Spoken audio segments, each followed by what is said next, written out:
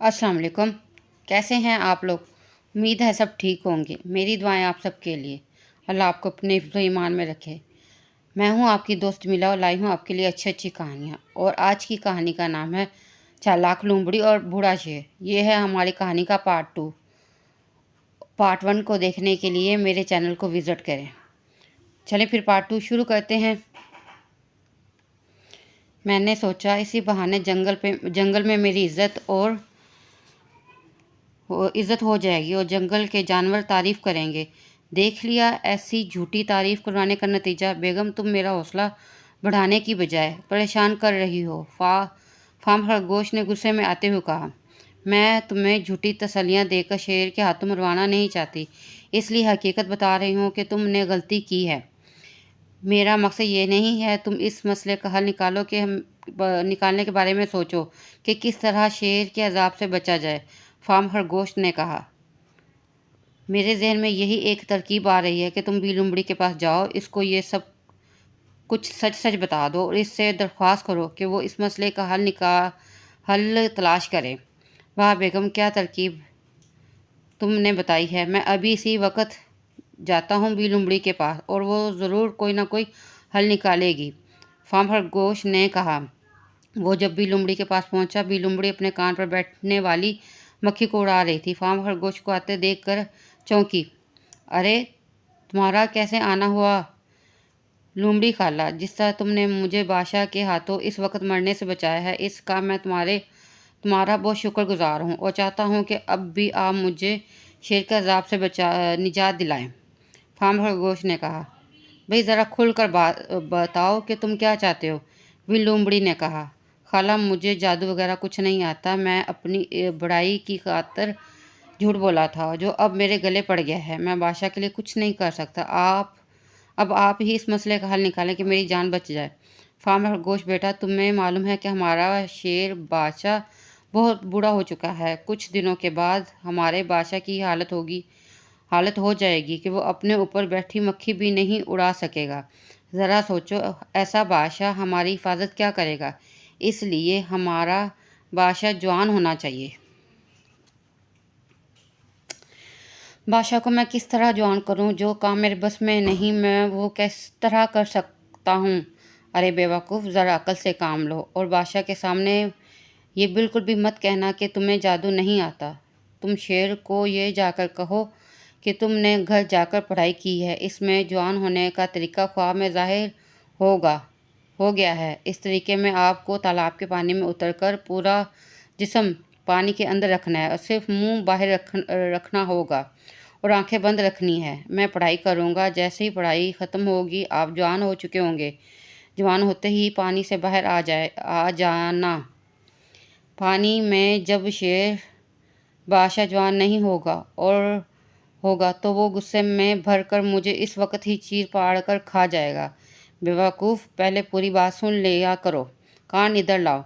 सुना है कि दरख्तों के भी कान होते हैं, बिल लोमड़ी ने राजदाना लहजे में कहा। फार्म खरगोश जैसे ही बिल लोमड़ी के पास गया था, बिल लोमड़ी ने ऐसी बात बताई कि फार्म खरगोश का दिल खुश हो गया। खाला, आप वाकई बहुत होशियार है। मेरा जहन इस तरफ नहीं गया था। तुम्हारा जहन इस तरफ कैसे जाएगा? परेशानी में जहन कहाँ सही से काम करता है। इसलिए तो कहते हैं एक दूसरे से परेशानी में मशवरा कर लेना चाहिए। मशवरा करने से कोई ना कोई अच्छा मशवरा मिल जाता है, बिल लोमड़ी ने कहा। फार्म खरगोश ने बिल लोमड़ी के मशवरे पर पूरी तरह अमल कर बादशाह को वही बात कह दी जो बिल लोमड़ी ने समझाई थी। शेर बादशाह ने जब ये बात सुनी, वो खुशी से दीवाना हो गया। अगर हम जवान हो गए तो तुम्हें अपना वजीर बना लेंगे। ये नाचीज़ आपकी हर ख्वाहिश पर अपना सर तस्लीम करेगा। फार्म खरगोश ने कहा। दरिया पर दूसरे दिन सुबह का वक़्त तय पाया। बूढ़े शेर को रात काटना मुश्किल हो गई। वो चाह रहा था किसी तरह सुबह हो जाए ताकि फार्म खरगोश अपना अमल कर सके।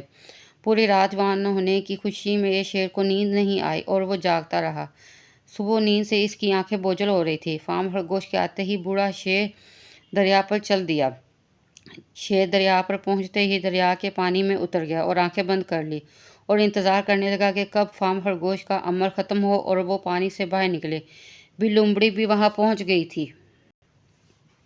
दरिया के पानी में शेर को उतरता देख कर دریا کے بھوکے مگرمچھوں کے چہرے پر خوشی کی لہر دوڑ گئی اور وہ خاموشی سے آواز بغیر کیے شیر بادشاہ کے گرد گھیرا تنگ کرنے لگے۔ شیر بادشاہ مگرمچھوں کے ارادوں سے بے خبر تھا۔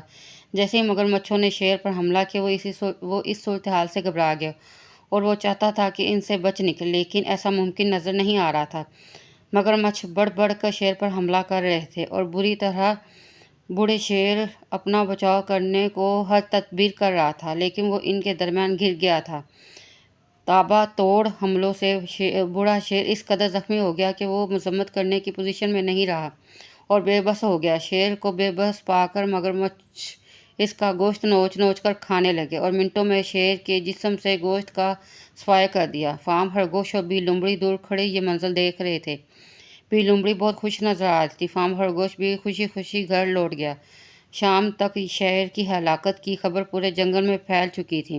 جنگل کے بادشاہ ہونے کا امیدوار نوجوان شیر بھی تیار ہو چکا تھا۔ بادشاہ بننے کے لیے دوسرے جانوروں کا ایک اجلاس ہوا کہ اس صورتحال میں کس کو بادشاہ بنایا جائے۔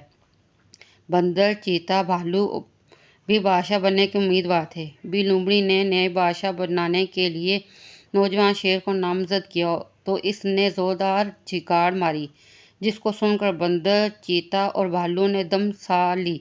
اس کی آواز میں بہت گرج تھی۔ دوسرے جانوروں پر بھی بادشاہ کی دہشت بیٹھ گئی تھی اور سب نے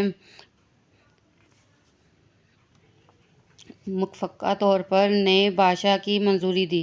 اس طرح نیا بادشاہ شیر بادشاہ کو چن لیا گیا تھا۔ نیا بادشاہ جوان تھا اور جنگل کے جانوروں کی وہ اچھی طرح سے حفاظت کر سکتا تھا۔ بی لومڑی کی جوان بادشاہ ہونے کی خواہش پوری ہو چکی تھی اور فام خرگوش کی بھی جان بچ گئی تھی۔ فام خرگوش نے اب طے کر لیا تھا کہ وہ اور پھر کبھی جھوٹ نہیں بولے گا اور جھوٹی تعریف کے چکر میں نہیں پڑے گا۔ جی دوستو، تو آپ کو میری پارٹ 2 کیسا لگا؟ اگر آپ کو پسند آئے تو مجھے اچھے کمنٹ کریں۔ پارٹ 1 کو دیکھنے کے لیے میری چینل کو وزٹ کریں۔ آپ میری دعاؤں میں ہیں اور مجھے اپنی دعا میں یاد رکھیے گا۔ خدا حافظ۔